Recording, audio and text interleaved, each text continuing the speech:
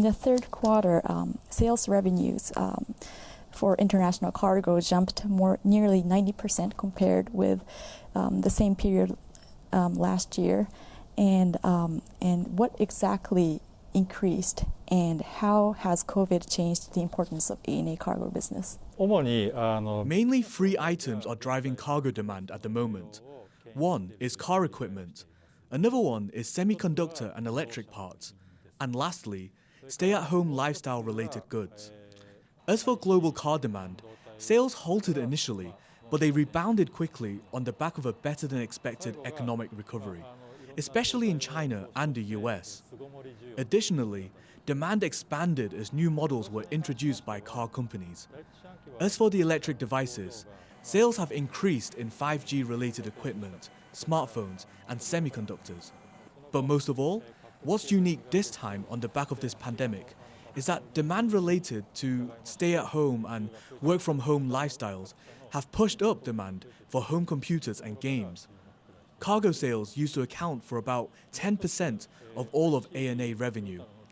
As you know, the passenger flights have dropped significantly over the past year, but that loss was offset by increasing cargo business.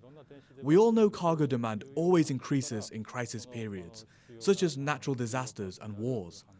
I believe that this is the same kind of situation we are in right now. Do you expect the cargo business to grow over next quarters, and what kind of demand do you see? We need to focus both on supply and demand. I believe the current trend will continue for some time for the demand side, but once people start to feel comfortable as vaccine inoculations proceed, demand for clothing and food for restaurants will return. As for the supply side, once the number of passenger flights return to where it used to be, I believe the competition will get fierce, as cargo can be delivered on passenger flights as well. How will ANA compete with other global carriers such as Cathay, Korean Air, and China Airlines to become a global top 5 carrier? And is there a specific timeline to achieve that goal? In the coming years, I want ANA Cargo to become one of the top 5 cargo carriers in the world. It will not be achieved by increasing the number of freighters, but by increasing the efficiency, by using the aircraft with more cargo capacity and carrying cargo which other carriers can't deliver, like precision machines and goods that require special care. Which hub do you plan to strengthen the most in the cargo business, and why? We'd